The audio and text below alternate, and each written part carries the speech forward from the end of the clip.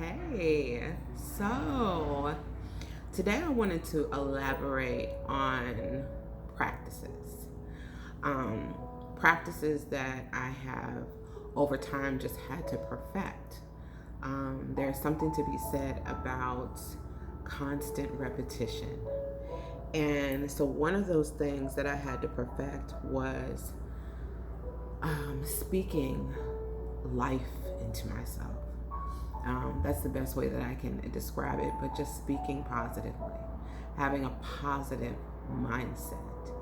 Um, it probably would be, very hard to do. Now I'm speaking about just grief of a loved one in the very beginning. But as time goes on, and as you start to feel that ache of not living a normal life or not enjoying the things that other people enjoy, that was one of the things for me. I just realized, I think one year, I think I was talking to a friend, and I love hip hop. So we were talking about an album or something that was coming out or whatever. And I don't know if it was when I was on the phone or after I got off the phone, and I realized, oh my gosh, I have not heard a hip hop song. I don't even know what the latest music is. Like, I'm from New York and New Jersey. Like, that is, I don't know. I'm a Jersey girl, so I hadn't listened to any of the things that's what it was. Let me just stop talking about hip hop so much. It was really that I realized I had not been doing any of the things that I love to do. I hadn't been out dancing. I didn't know what the latest songs were. And I'm not talking about, I lived in Atlanta for a long time, so I'm not talking about their music. I'm talking about hip hop, like New York hip hop or whatever. I had no idea like what was going on in the world. I was just so consumed with obviously like my life, like trying to, figure out what was going on with the kids and me and all of that stuff. But I really hadn't been enjoying anything that I personally enjoyed. I literally at that moment had to step back and realize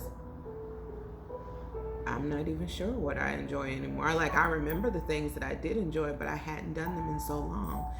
And so I say all that to say that when you get to those places, when you're at that place where you really realize that things need to change, one of the main things that I did, it was super difficult for me, but I was determined to change my life. I was determined to change the way that I felt. I was determined to change everything about myself.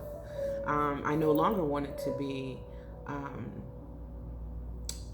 down or depressed or angry or guilty or, felt like I needed to forgive myself 100,000 times. Like, there were so many different emotions that were going on. I didn't want to feel that way again. I wanted to feel good. It had been years since my daughter's death, and that doesn't have anything to do with whether or not I'm gonna like forget her or not remember her or put her away, because that's just an ignorant thought process in the first place. So I'm not even gonna give that time. What I'm saying is that at some point she ceased to live in her human body, and enough time had gone on for me to go through the different stages of grief, and for me to see her and honor her and think of her in a different way, but I had absolutely no idea how. But one of the things that helped me was personal development. So it was affirmations, it was praying. I have my Bible sitting right here. It was praying. It was reading my Bible. I got all these tabs and stuff in my Bible. Oh, there's a rose that I saved. when I went to church every Sunday, you know, my pastor, she was a teaching pastor. She didn't preach to us, she taught us things.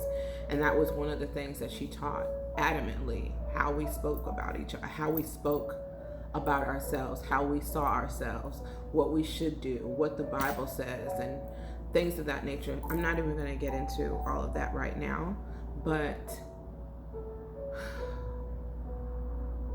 speaking life into yourself when you're empty, when you're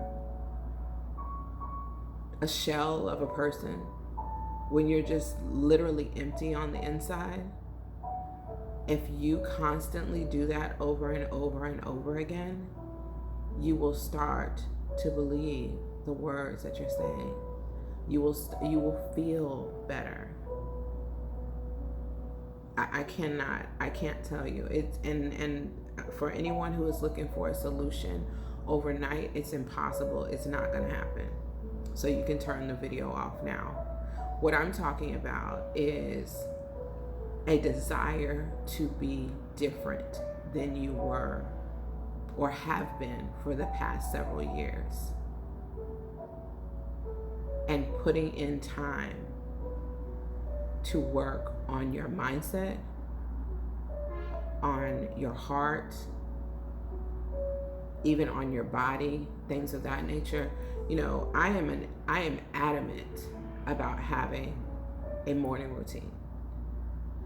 And I think that some people think that it's like crazy, like, why is she talking about this, or whatever the case may be. It really doesn't matter to me at all. One of the reasons why it doesn't matter to me is because it changed my entire life. My entire life. Saying affirmations first thing in the morning, looking yourself in the mirror and doing mirror work and talking to yourself.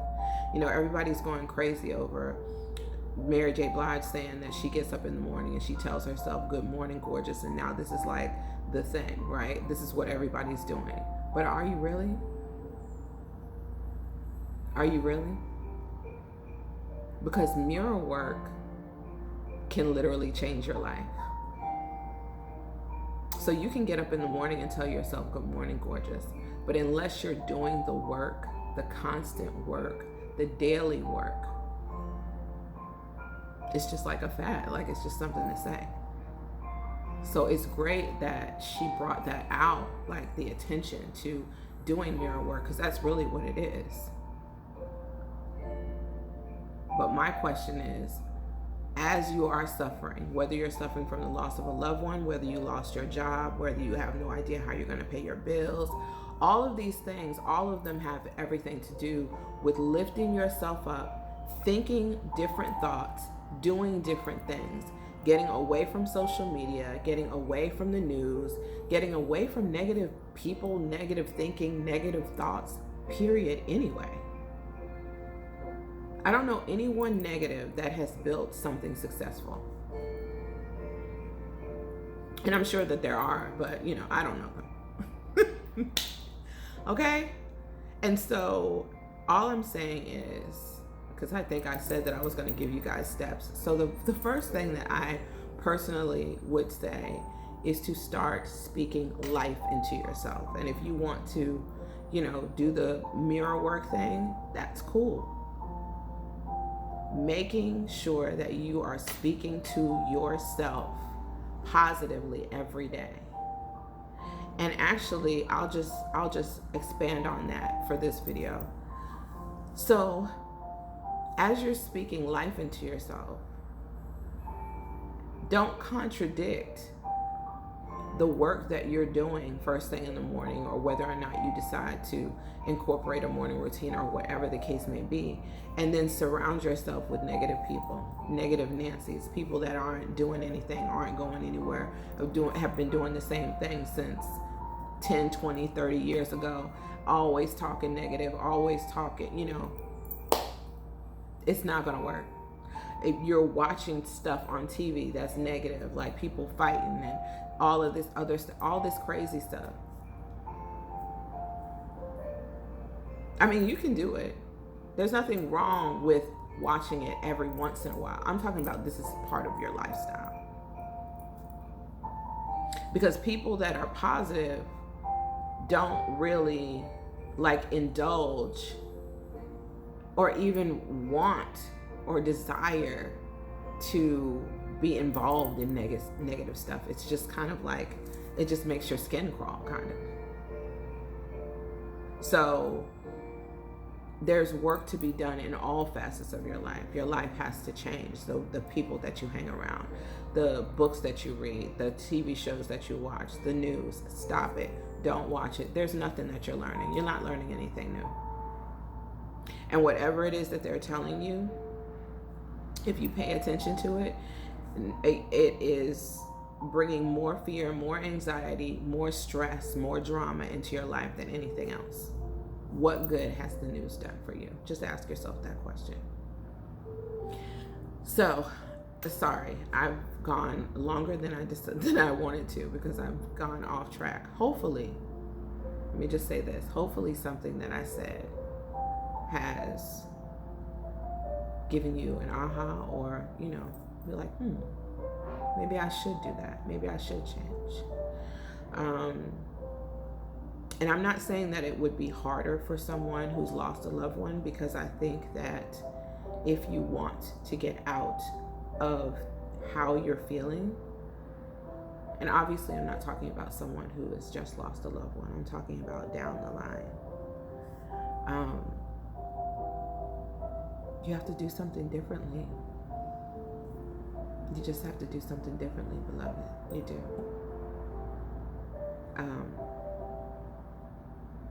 There's a lot of forgiveness that I had to forgive myself. There was a lot of guilt.